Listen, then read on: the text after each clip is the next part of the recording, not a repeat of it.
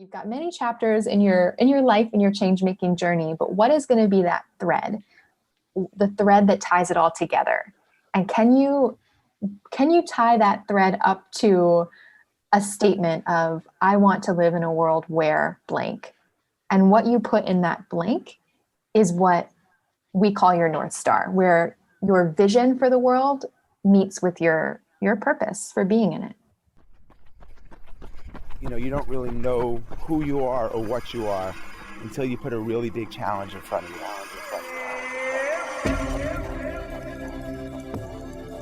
Fear is an asset and ally here to help you be magnificent. This crazy, silly, stupid idea to run across the Sahara Desert. You did make it this time, but you said if you didn't make it, you would try again and again. Everybody's connected to nature, connected to music, to their families, and now we're going to build a world that doesn't have racism and war and starving kids. I kept telling myself, run at me, and just keep smiling. All right, Tammy, we are recording. Good morning. Good morning. Thank you for joining me. It is a beautiful Monday morning, December 28th, New York City. I am in Manhattan, and you are in? I'm in Brooklyn, Flatbush, Brooklyn. God's country. How's everything over there? It's pretty good. It's a beautiful day, a warmer winter day. Sun's shining, so no complaints. And we were going to be doing this on a walk. We had a little bit of technical difficulties there, which totally understand. So I'm out walking in my neighborhood, and you were going to be doing a little walk around Prospect Park. I think the listeners have heard me describe my neighborhood plenty of times, but if you could describe what it would have been like if you were out walking in Prospect Park today, give them a little visualization of that for them when they're walking or running along with us. Well, I will be going to Prospect Park after this call to walk my dog. And who's behind you? Let's get a little shot of that for the people who are watching this. Wally. I think dogs are a great excuse to get out there on a run or a walk, and you meet so many people. Like, that's after living in New York for 12 years, I have never met more strangers than when I've owned a dog, because your dog is constantly stopping to sniff the other dogs. You meet the owners. So it's a fun new way to experience my neighborhood. What kind of dog is it? He's a mini poodle mix. When did you get him? We got him last October, so pre-pandemic, before there was a shortage on puppies. And he has been such a great companion and stress reliever to my husband and I. He gets into some trouble, but all in all, he is well worth it. He's very, very loving. Is there a shortage on puppies now? There was when the pandemic broke out, because everyone was working from home and, felt lonely. So they were the shelters were actually emptied out of dogs. Well, that's a silver lining. Yeah. Wow. Okay, so now that we've kind of set where we both are, were you going to go out for a run this morning, or were you going to go out for a walk when we did this? I was going to go out for a walk. It would be really hard to do an interview and run for me. If you have guests who've done that, I'm very impressed. We've had most people opt for the walk, but we definitely have done a few. I haven't done any runners over Zoom. Like pre-pandemic, I would do all of these interviews live and in person, and so I've done some running like that. And then, but with COVID, it's all been on Zoom. So most people, I haven't had anybody run on Zoom. But you are a runner. Well, a retired runner. I identify as a runner. I really love it. It's in so many ways, it's a metaphor for life. It's taught me so many things, because when I was a kid and a teenager, I hated running. Like, it was high school gym class was like traumatic for me. We'd have to start the class, running laps around the gym. And then every so often we'd run the mile. And that was the scariest thing, running the mile. Yeah. And I could never run it continuously through. Like, I was such a power walker. And I felt like my gym teachers shamed me for that. And so I never thought I had the potential to be a runner. But then after living in New York City, I had two roommates who both trained for the New York City Marathon. And the first roommate is my best friend, and she was athletic her whole life. So I didn't really think much of it. I was like, of course Rachel would run a marathon, like good for her. But then my second roommate, who's also one of my closest friends, she didn't identify as an athlete. And running the New York City Marathon was just like a personal goal that she wanted to prove to herself that she could do it. And I was so inspired, like watching her get up early when she's not a morning person and go on these runs. And that was the first time I thought, maybe I could run a marathon too and use it as a fundraiser for She's the First. So I was so motivated to do it as a fundraising challenge. And along the way, I realized like it was so therapeutic, so calming, and just to start my day outside and collect my thoughts. But then after a couple years of running, I started getting recurring IT band injuries and didn't really have the time to like go to physical therapy and sort it out. So I've turned to other forms of fitness as my outlet, but I really do miss the long distance running. Well, I know that you and She's the First is very into all sorts of fitness. As we see with our sweat, She's the First every year. But let's start with, for people who don't know that are listening to this, what is She's the First? So She's the First is a nonprofit that fights for a world where every girl can choose her own future. We team up with local organizations around the world to make sure that girls are educated, respected, and heard. We've been around now for 11 years, and we've raised millions of dollars over the last decade to support our partners and not only fund girls programs, but also train local grassroots girls organizations around the world to innovate and serve girls better. So the way that you just described that sounds like it's evolved quite a bit from when we first met, which must be about like 7 or 8 years ago. Yeah. Maybe we'll come back to how that's evolved, but let's start with why you started She's the First. Yeah, well, She's the First started not as a nonprofit organization, but just as a simple social media campaign when I was 23 years old. We launched it, Christen Brandt, my co-founder, and I launched it as a YouTube video that had a Twitter account, a Facebook page, and we really just wanted our peers, other young people, to recognize that there was a problem, that 130 million girls are out of school around the world, and why that is, and not only the fact that girls' education is her right, but all of the benefits it offers to a community and to a society when a girl is educated. And back in 2009, this was not mainstream common sense knowledge. It was an issue that was just starting to peek its head above the surface, which is hard to believe now because we have advocates like Malala and Michelle Obama and documentaries and books that have come out. But back in 2009, it was not as obvious to people. So we were kind of on the cusp of exposing this issue and then giving young people an entry point into how they could make a difference. And that might be just having a fundraiser or contributing $20. So the social media campaign would connect them link them off to organizations where they could donate. We never thought on day one that it would turn into a global organization of its own, but it was really both the community of donors and the community of grassroots partner organizations that kept building the momentum behind She's the First and turning it into something bigger. So what were you doing at the time? You were 23? Yep. I was working at Hearst Magazines for the teen magazine brands like 17. I had majored, I'm a first generation college graduate, which, in retrospect, I recognize as something that has always drawn me to the power of firsts in education. I landed my dream job working at Hearst Magazines, in that sparkly glass tower in Manhattan. And I was very happy in my job. It was a pinch me kind of moment every day. I'd go up those escalators into the office. I couldn't believe that, little me from suburban New Jersey who was not cool growing up, who did not read 17 magazine as a teenager, had the opportunity to walk into an office and be part of creating a magazine and a website that reached millions and millions of girls across the country.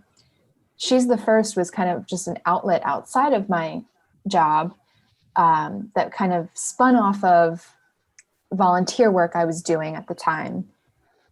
Right out of college, I was volunteering for an organization that I had written about as a college senior, doing a journalism project.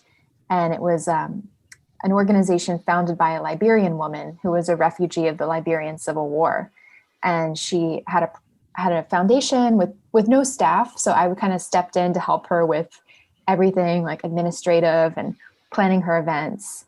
And that kind of further gave me some firsthand exposure to the consequences when girls didn't have access to an education. And as I was sharing those experiences on my Facebook page at the time, my friends were just so moved by it and they wanted to contribute. But the way that foundation worked, it was very much like the old school model of fancy galas. And it ultimately wasn't the kind of nonprofit work that I do today. It wasn't accessible. And like little did I know when She's the First started, it wouldn't just be this endeavor to fight for the rights of girls around the world, but it would also be kind of my and Christen's attempt to also disrupt the philanthropy sector and show that it's not all about fancy galas, and it really needs to be about sharing power with those who don't have it and helping everyone to see that they have a role to play in the movement. They don't have to be a rich white person. They can be absolutely anyone, because we all have something to give, resources, experiences that contribute to the movement and creating the world we want to see. So were you thinking all of that when you created this YouTube video?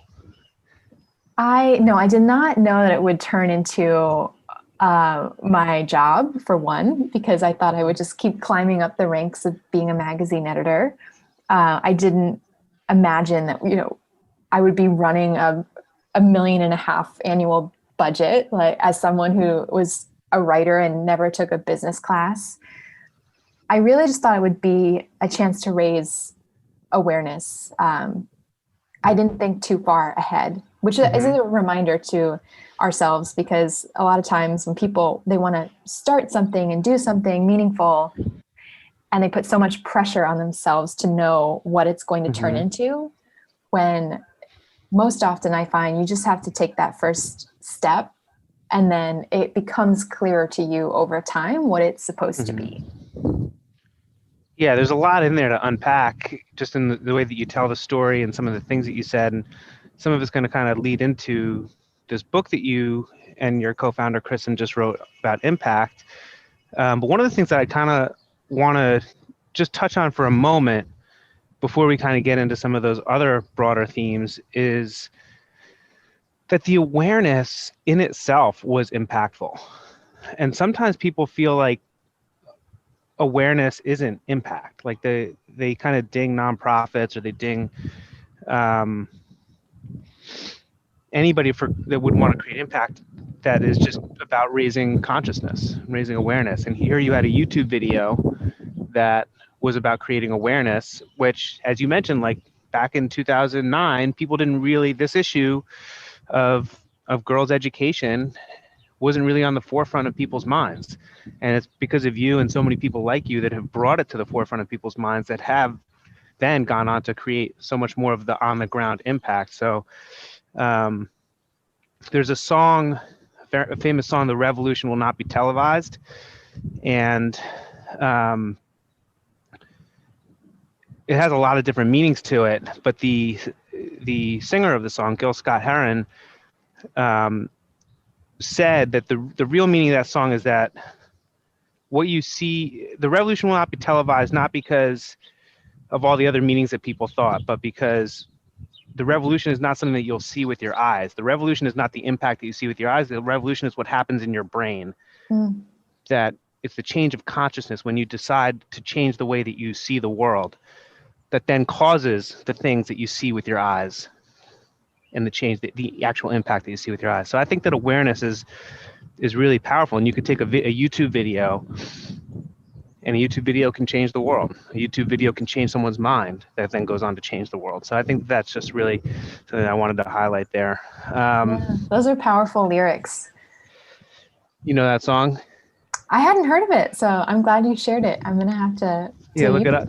I'm sure you've heard. It's one of these songs that everybody's heard. There was a very famous Nike commercial that was made out of it a long time ago. I think in the early '90s, mid '90s. And then it was actually the the show Homeland on Showtime.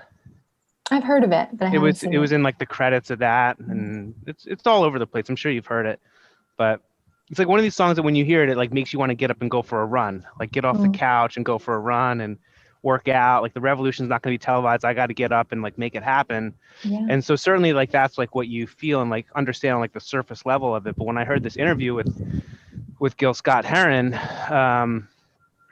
it was like, yeah, it's a revolution. It was what happens in your mind when you decide to change the way that you see the world. Mm-hmm. And I think that that's really powerful. So I want to give a big shout out to awareness, because sometimes people don't give too much credit to it. So you started this YouTube video, and then what was the transition from a YouTube video, a social media awareness campaign, to actually leaving your dream job and starting an organization? And maybe what was that like for you? Was it scary? Was it, you knew you had to do it? What emotionally, how was that? So it was about 3 years into doing She's the First, which we started to have events. We got incorporated as a 501c3 because we realized if we could receive funds and then disperse it, we could track kind of the impact over time better.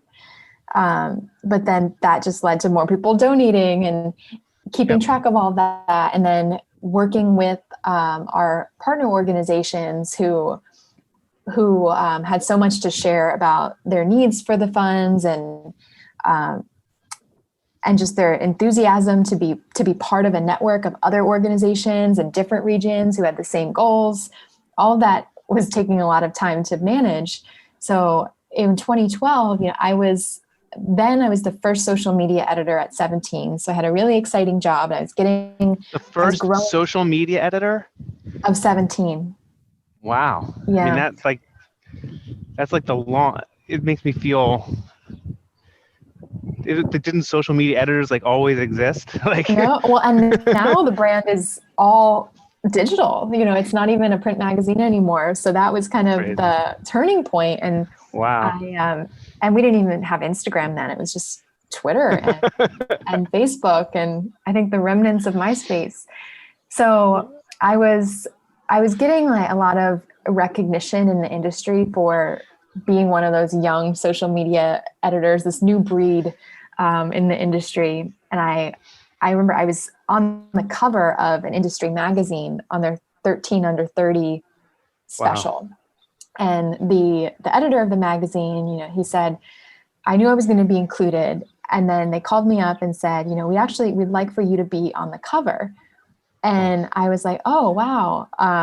Well, I was like, I think you should know that I'm about to give in my notice and actually go run She's the First full time. So do you really want me on the cover? Like, maybe you should pick someone else who's actually trying to stay in the industry and that will help them more. Which in retrospect, I was like, wow, that was such a, I don't know, a womanly thing for me to do. I feel like a young man would have been like, yes, take it. But, I'm proud of that response. And the editor said, no, we want you to be on the cover because we think it's awesome that you have this work that you do outside of your job. So I was like, okay, I'll do it then. And then that was kind of how I exited the industry. I was on the cover of this magazine as I was telling my boss that I was going to be moving on, which kind of offset the scariness because I knew that if this didn't work out and I could not sustain She's the First, I could not be able to build a staff to run it and grow it, then I would be hired back in the magazine industry. You know, I had enough connections and a reputation that I was going to be okay. Of course, it's still scary. You know, no one wants to quit their job to then have to come crawling back and say, "Oh, I messed up." That wouldn't have been too good for my pride, but I would have been fine. I would have kept a roof over my head. But I knew that for the change that I wanted to create and the girls that I was serving, there was no such safety net or plan B. And with so much promise behind She's the First, I felt like I owed it to them and to everyone who got it where it was after those 3 short years to give it a shot. So I made the leap after I got my first major funding commitment from a man and his wife, and he's now on our board of directors. So those are our first funders who gave me sort of the seed funding. It wasn't even enough to cover a full salary, but it was enough to securely, you know, leave my job to get started. And sure enough, like when I could give She's the First my full attention, I was able to multiply those resources. Wow. And what was the actual work you were going to be doing at that time when you left? So my role has almost always been fundraising and the communication side of She's the First. Christen Brandt, my co-founder, is the chief programs officer. So she has always been sort of on the front lines of communicating with our partners and setting the strategy for how She's the First creates change in the world, and has been a force behind the evolution of She's the First, because of course, you know, as you mentioned, Jean, like what She's the First was when we met, right, is very different from what it is today. And not because the vision is the same, I would say, but the model has progressed along with our own learning of how you best create change in the world and how you do that in a systemic way. Right. And so at the time, and I think this is where the name comes from, She's the First, it was really about supporting girls in the developing world who were the first in their family to receive an education, right? Yes, and that's still the case. So you would give scholarships? Yes. So the girls we serve are still the most marginalized, whose parents did not have a chance at an education. So they are the first in their families to have a full education and to strive to graduate. And where are they? In 11 different countries in East and West Africa, South Asia, and Latin America. And how would you help them get an education? So in the beginning, education, that there's not schools there, or they're not allowed to go to school, or sometimes the tuition fees are just beyond what their families who live in poverty can afford. Other times, the government schools are tuition free, but the quality of those schools is so poor that for a girl to actually do well on the national exams and be able to be employed in the future, she needs to supplement that education with tutoring and with mentoring. And when you are serving the most vulnerable girls, they need more than just a textbook education. Mentorship is so critical. They need women in their lives who share a similar background, who've overcome similar challenges, such as poverty, domestic abuse at home.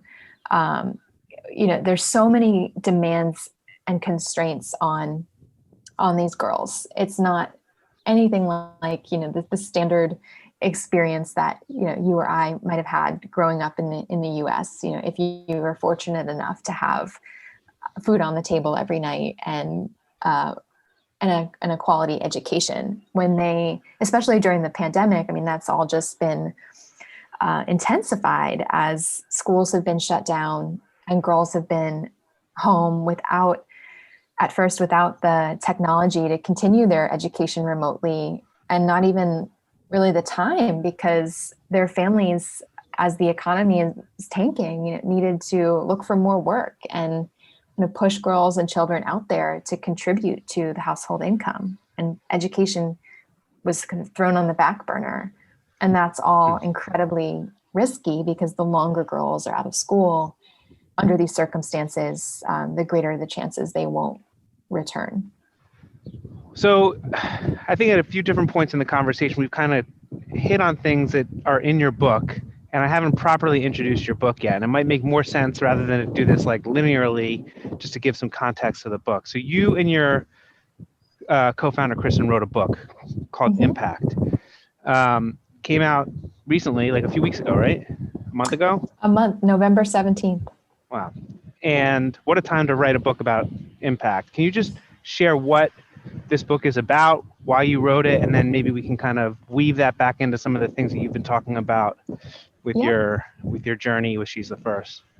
Yeah, so as Christen and I were nearing the 10th anniversary of She's the First last year, we were thinking, the decade of She's the First, that would be a good time to sort of package what we've learned and how we approach change making. And we had, over the years, been constantly asked by people, how can I help? How can I do something meaningful with my life and my skills? And it was difficult to answer these questions, especially if it was someone we didn't really know, because the answer to that of how you can make an impact is so unique to you and your life circumstances and your resources and your special gifts. So we thought, why don't we write a book that walks someone through that journey of personal discovery, of figuring out what it is they're most passionate about, the change they most want to see in the world, and how to work backwards to contribute to that. So we wrote Impact to be a practical guidebook on one hand, but we've also packed in there, in the middle of it, a lot of the philosophies that we've come to embrace and recognize are so important, such as understanding your privilege and recognizing your biases, sharing power. And then the third part of the book, because this all does get daunting over time, is to strategies to strengthen your resilience and your grit so that you don't burn out and can really approach change making for the long haul and recognize that it's something that you're going to work on over the entire course of your life. So how do you be really mindful about doing that? It's a great book. I read it. I'm so impressed. Like, I had a few friends write books, and every time I'm just like, I don't know how you did this, because it's that in itself is just an incredible accomplishment to actually have the courage to do that, have the determination and the stick-to-itiveness to sit down and actually fill a page. There's, writing something, sitting in front of like a blank page can be so scary. I'm not sure if you experienced that. For me, it's personally scary. Yeah. So I just give you so much credit for having the courage to do that. And I really enjoyed the book. I read it in one sitting, and there's a lot in there that I thought, tying back into some of the things you said, and maybe we'll work, like you said, we'll work backwards. So the first step, which you talk about in the book, is identifying your North Star, right? And that's kind of where we kind of took a little fork in the conversation, is you were identifying your North Star with She's the First when you started your personal journey. How did you identify this as your North Star? So, well, I mentioned being a first generation college student. So I think that was one experience that, even though I didn't, as it was happening, I wasn't thinking, oh, wow, this is a big deal. Like, I'm the first in my family to go to college. Over time, I did appreciate how, as I began my life in New York City and had these experiences and was able to have these choices that women in prior generations of my family didn't, I understood the power of that. And then in college, I also received a scholarship from New York Women in Communications, a professional organization of really powerful women in the media industry. And it not only came with some money for college, but also some of my greatest mentors who opened doors for me. So I knew the power of mentorship, the power, and originally, as we talked about, She's the First starting out as a scholarship organization, although it's much more today. I understood the power of scholarship. And then as a teenager, when I was 17, I talk a lot about being voted most shy in my high school yearbook.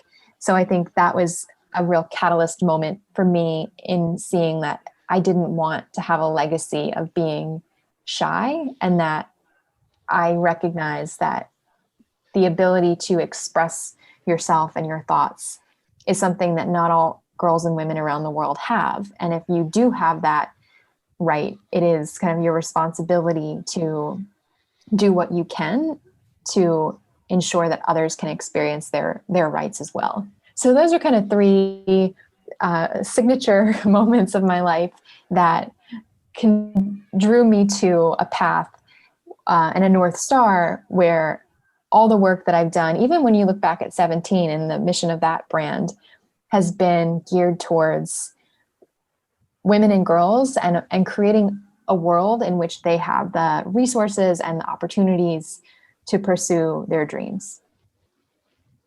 And so from that story and your own experience in identifying your North Star, you talk about in the book how other people can identify their North Star. And like you said, the book is meant to be in part a practical guidebook for people to become change makers. So how can the people listening to this, hopefully walking or running along with us, identify what their North Star is?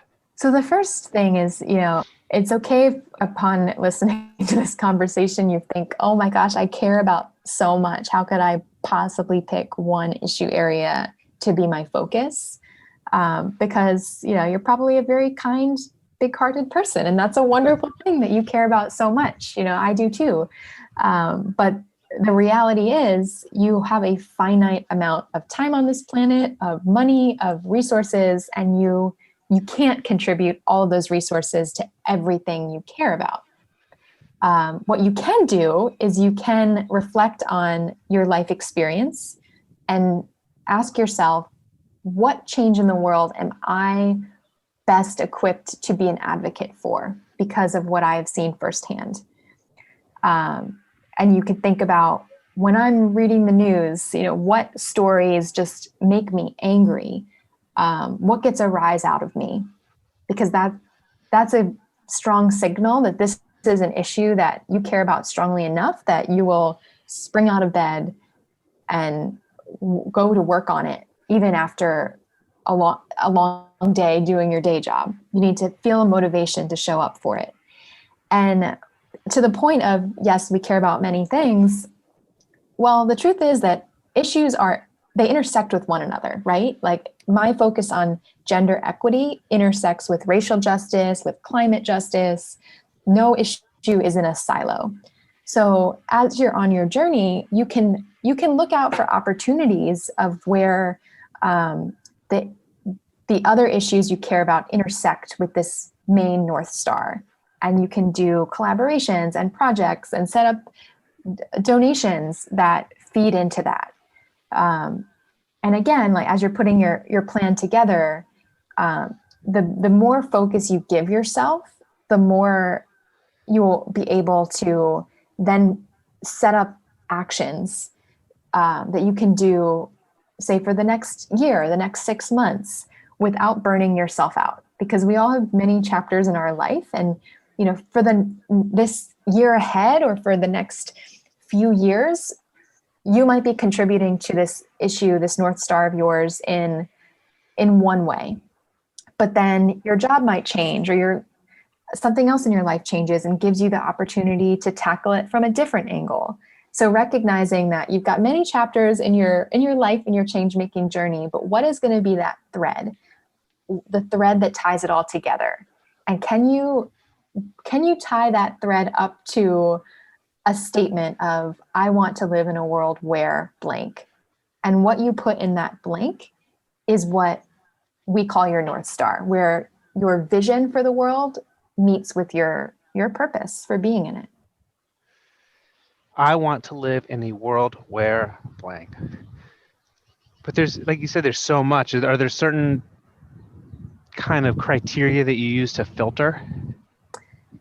Well, the first, I would suggest, like, when you get home, just journaling about your own lived experience first, because then you can draw, and the issues that are getting a reaction out of you in the news, and draw lines to see like where there's correlations. And then when you're envisioning the future you want to live in, how does that vision connect with your past and your present, and kind of try to connect the dots there.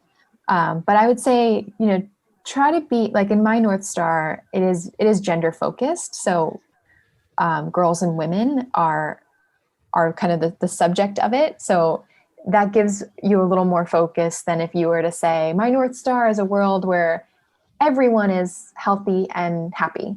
And maybe that is your North Star. It's a much more challenging one when it is sort of all encompassing. If you can narrow it down to, and so it's by nature, it is broad, but narrow it down just like a little bit more so that you can, when you come across a nonprofit or a political candidate, you can kind of measure them up to this stick and say, like, how does this align with my North Star? And if it does, that's a signal to you that it should become part of your impact plan and become part of where you're prioritizing, where you spend that time and those precious resources. And then when you've identified your North Star, what do you do next? Like, what's the step? How do you move in the direction of your North Star? Do you have to completely turn your ship in the direction of that North Star, or can you maybe just do little pieces in the direction of your North Star? Yes. Because like my son Max is 4, and so when you say North Star, like he's super into outer space. So like we're learning all about stars and if you ever want to know anything about outer space, he's your guy. Like he teaches me and my wife stuff. So we learn like how people used to navigate based on the stars. Like you can't, when you know where the North Star is, you can't just like point part of your ship in the direction of the North Star. Like you have to turn your whole ship, otherwise you're not going to get there. But that might not be so practical for seafaring navigational purposes, like where we actually have to live in the real world. So what do you think there? Can you be like little bits at a time, or do you have to go full ship towards it?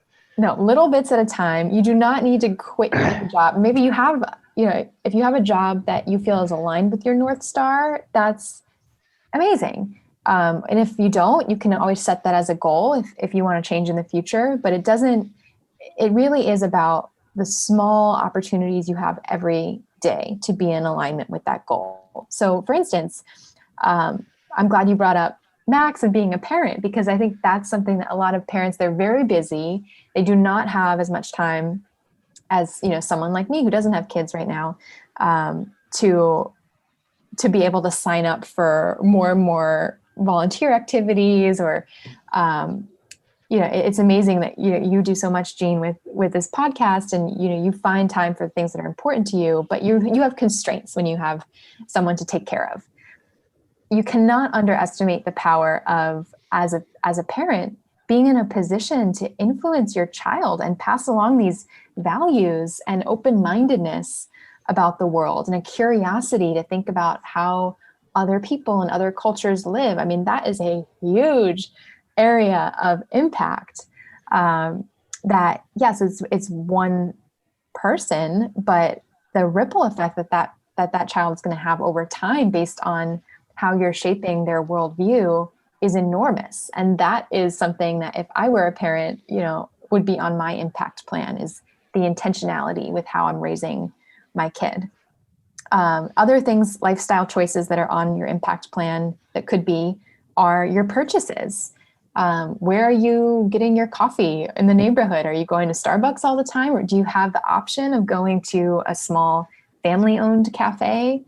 When you did your holiday shopping, it's so convenient to shop on Amazon.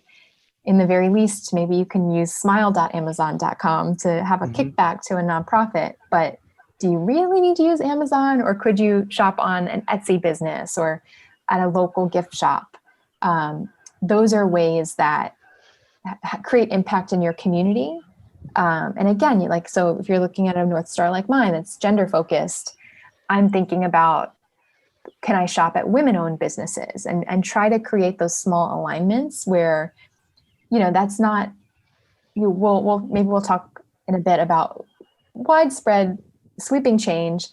That's something you can contribute to as a as a donor or as plugging into grander organizations. You don't do that on your own, but the things that you can do on your own, while they may seem teeny tiny, it's a really good feeling to know that you are authentically living the life that represents the world you want to see. And that kind of pleasure and gratification you get from doing that gives you the confidence and the ambition to steer yourself towards the harder stuff. Definitely want to talk about, when you talk about like the bigger systemic ways of approaching change making. But before we get to that, I just want to meditate a little bit on what you just said about how all these like kind of little things in the way that we live make an impact. You don't need to leave your job and start a nonprofit in order to be a change maker. A lot of it comes down to just little changes in the way that we live, which is something that I've been personally realizing through my journey. And a lot of kind of different things have been coming together in the way I think about this. But like, I was at, maybe a couple years ago, I was at a big charity walk for a major cancer organization. And, it's one of these big walks that raises, millions of dollars for cancer research, which is phenomenal. But I was at the walk and I was looking around, and it looked like that this 3-mile walk, that these were like the only 3 miles that these people walked all year. Like everybody there just looked so unhealthy. Like they just weren't fit. And the thought went through my mind, it's like, it's great to raise all this money, but if we're living, it's great to raise a lot of money to, research a cure for cancer, but we're living in a way that causes it, right? You can't live your life 99% of the year, 364 days of the year, causing cancer and thinking that walking 3 miles and raising millions of dollars is going to fix the problem. Like we need to change the way that we live. But then I also thought like, well, most people, if you tell them that, like even myself included, because I'm very, very far from perfect, as I ate 2 slices of apple pie last night, are not going to like completely change the way that they live. But you have to find like these little opportunities to, shop at a local business, or, make a slight change to your diet, or figure out a way to work out 1 day a week, or just do 1 push-up, like little tiny changes in our lives that can point us more in the direction of what that North Star is. So I just think that it's really important to kind of just think about for a second, like how like the little changes can add up, but the little changes are important. Yeah. And there's so many of them that we can make. There's so many easy ones that we can all do.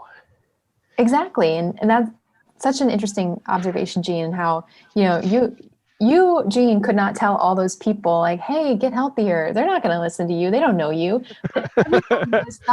Everyone knows someone who fits that profile.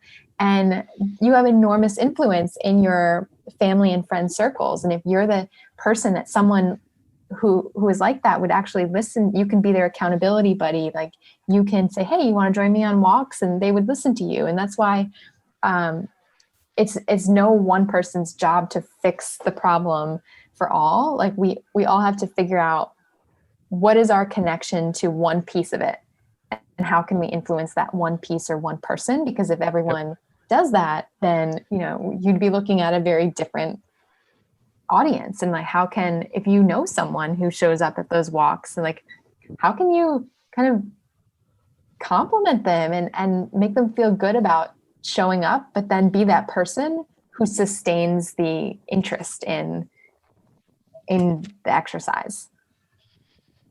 And it's hard to like, you can't boil the ocean, like when you think about a huge problem like gender equity, or health, it could just seem so daunting. Like and it almost can make you feel powerless. But when you realize that we have so much power that we don't use, to shop at a local business, to the way that you teach your kids, do you go to sleep early and get enough sleep last night, which I didn't last night. Like there's all these little things that we can do in our own life to move ourselves closer in the direction of our North Star, and each one of those things gives us power. And then it can build towards, and the power builds on itself. It builds momentum so that you go from a social media campaign to running, a major international nonprofit that partners with that is supported by Michelle Obama and Malala. Like the power will, it's like inertia, and it'll build on itself to create more of the systemic change that you're looking to make. Well, that's the model of charity miles, right? I mean, no quarter like does changes on its own, but all of those, the change, like literally change that you've earned with every mile you run or walk, it adds up to thousands of dollars. And, you know, that has a profound impact. You know, not everyone is going to sign up for the marathon to fundraise, because 26 miles is like physically not possible, or they don't have the time to train for it. And I think that's what's so inspiring about you, Jean, is that you are like, you run more marathons than anyone I've known on the planet.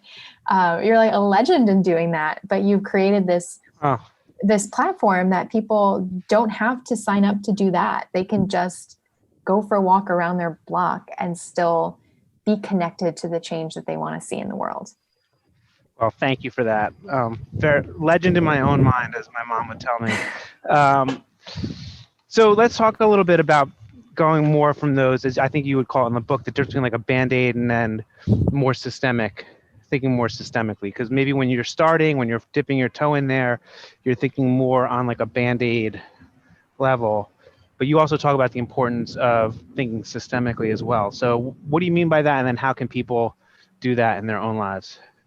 Yeah, so, well, the Band-Aid solutions are, what are you doing to alleviate suffering and meet a need kind of in the here and now, that instant gratification of making things better. And Band-Aids have their limitations, but they are also important because people are indeed suffering, and we can't just stand on the sidelines and let that happen.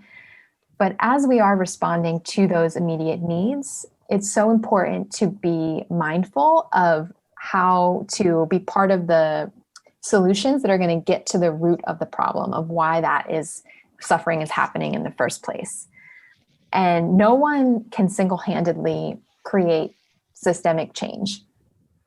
But what we can do is sign up to be part of movements and organizations that are working towards that.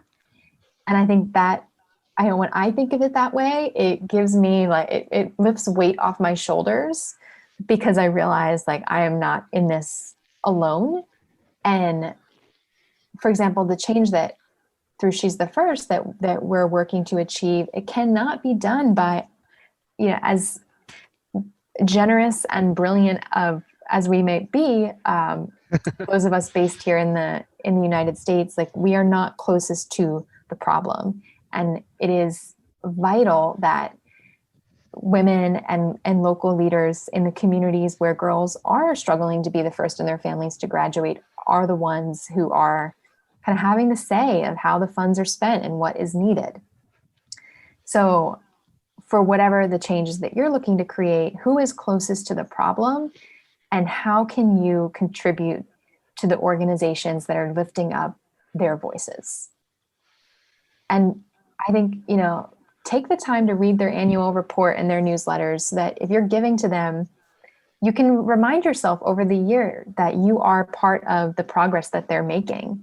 You're not separate from it. They can't, organizations like She's the First and all the others, we cannot achieve the progress that we're making without every single person who donates and who gives of their time and their talent. So if that is you, make sure that you are reminding yourself that you're part of those results. Because I think a lot of times people, when there's not that instant gratification, they kind of forget to stay in the loop of the longer term change that they've contributed to. Can you say that again? So I want to make sure I fully understand that. Yeah. So like if you say you're donating a coat to someone who is, or food to someone on the street, there you have the instant gratification of knowing that you met a need that they have, and that they feel warmer, or they're at least for a little bit longer, they're fed. But when you are contributing to a nonprofit's work and you're trying to invest in a girls' education, or the long-term shift in a community's attitudes from seeing girls as second best into valuing them as members of the community. When you give, you're not going to see instantly that change. It happens over time. So one of the things that I encourage everyone to do is read the annual report, read the newsletters and the emails from the organizations they give to.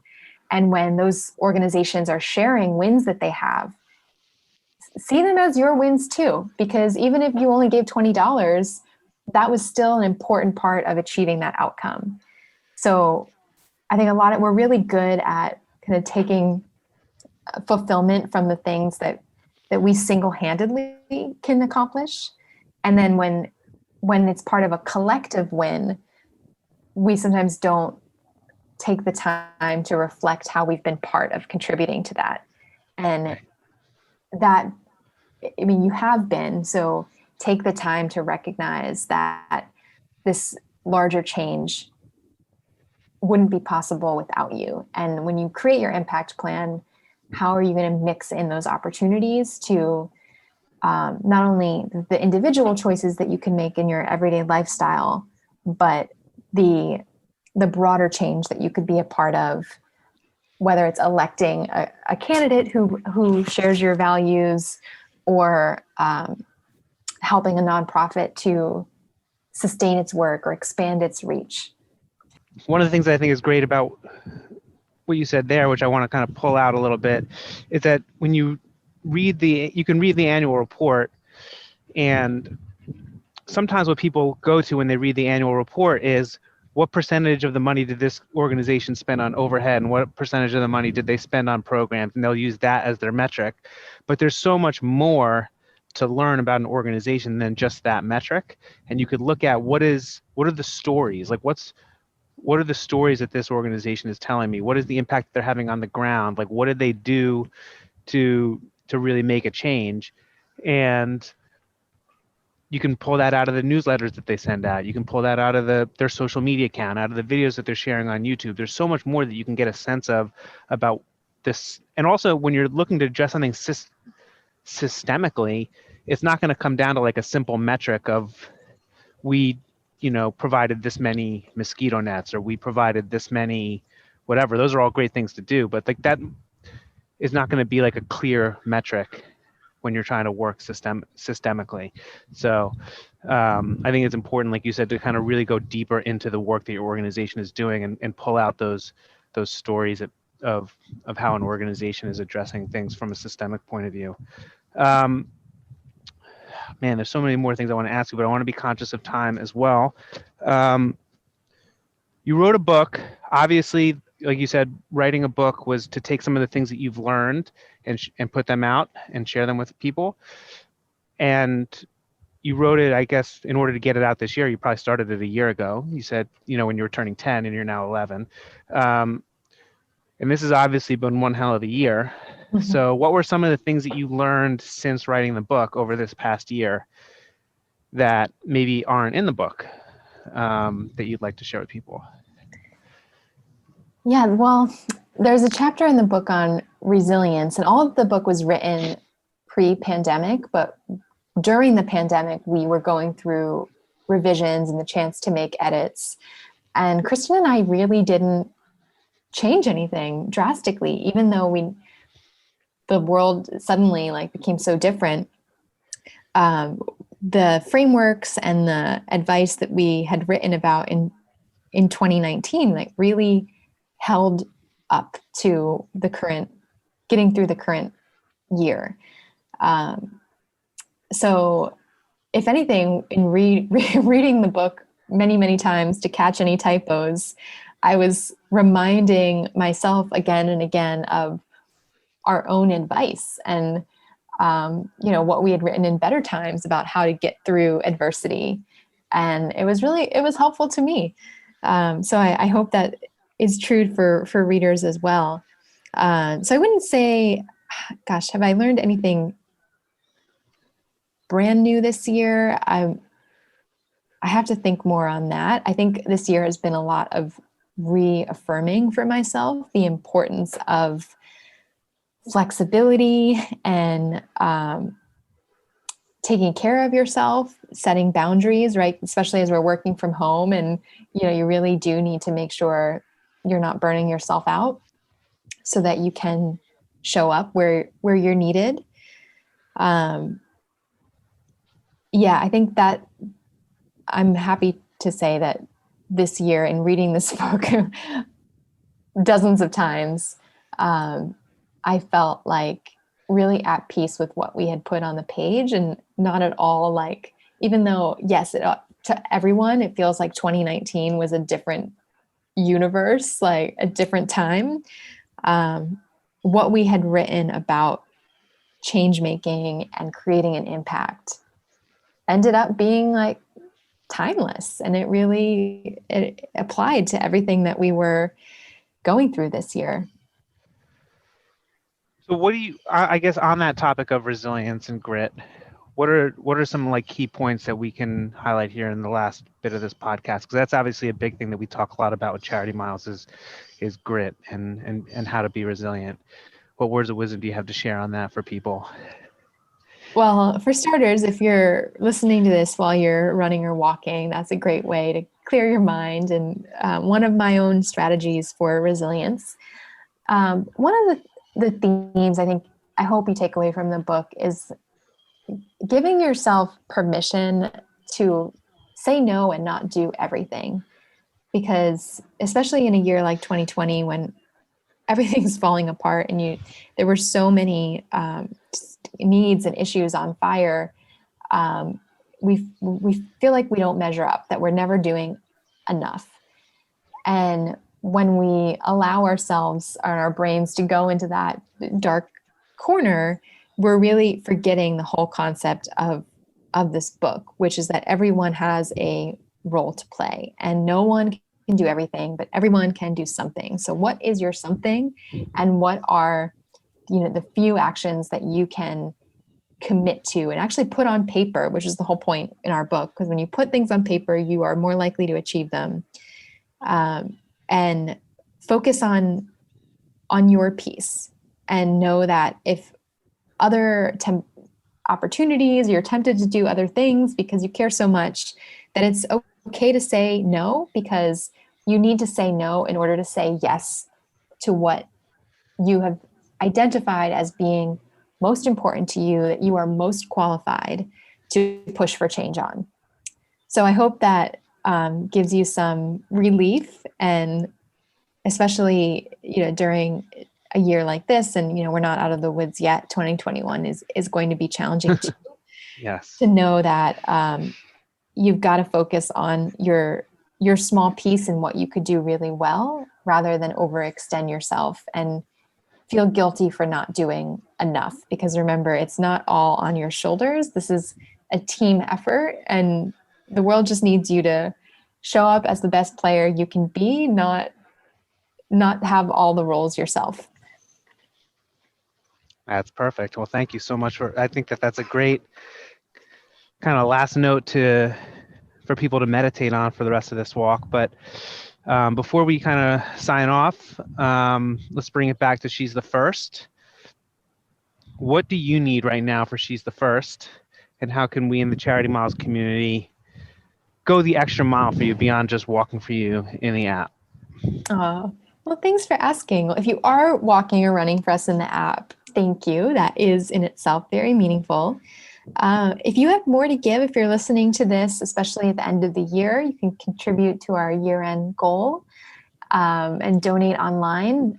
But my favorite thing, if you are in a position to donate, is to encourage you to join the Front Row, which is our monthly giving community. Because even if it's $5 a month, knowing that it's coming every month, that sustainability is invaluable. And if you aren't ready to donate, or you can't do that just yet, if you follow us on Instagram and share our posts, we post all the time the voices directly of girls themselves. And it's so important to amplify their voices. So please do that on your Instagram or Instagram story. Can we really quick, just because you brought it up, and I'm so glad that you did, the monthly giving thing. This is something that I've become really obsessed with. And I want everyone in the Charity Miles community to become a monthly giver to a charity, because it, like you said, has such a huge impact for the organization. Can you talk about why the monthly giving is so important and how it is so impactful? Yeah, so with She's the First has like over 300 members of our front row, and it's like $12,000 a month. And it's so reassuring to know that every month that there's going to be at least that 12,000 in the bank. And of course we need more than that to operate, but that's why my goal is to convert as much of our giving from grants to these smaller donations to be multi-year, or in the case of the front row, monthly, because when a nonprofit knows what is securely going to come in the bank, we can put our energy into building a longer term strategy. And we have the confidence to make decisions knowing that we're going to be able to sustain our commitments to our partners. So I just can't say enough about it. And it matters. Like, even if, again, like I would much rather have your $5 a month than your $50 one time that, I don't know that you're going to give that again next year. You might forget, you might move on to something else. But if I know I've got your $5 for year over year, that maybe that's just the cost of a coffee for you and it's no big deal. But for the organization over time, it's huge. And also, it's a great way for the person giving that $5 to stay involved with the organization and to make the organization a part of their life, and to really feel the work that the organization is doing all the time. When you talk about being a change maker, it's just such a great way to make the work, the mission, a part of your life. And I think it's so important. So I want to encourage everybody to become a monthly giver to a charity. And if you care about gender equity, become a monthly giver to She's the First. And Tammy, where can they do that? At she'sthefirst.org/front row. Front row. Awesome. Well, thank you so much for sharing so much with us. Where can people get the book? Anywhere. Planyouриmpact.com is our website. And I encourage you to shop your local bookstore or bookshop.org, but you can find it wherever books are sold. Awesome. Thank you, Tammy. Thanks to everybody for walking or running along with us this morning. It's a beautiful morning here in New York. I hope it's a beautiful morning where you are too. Tammy, thanks again. Thanks, Gene. Every mile matters.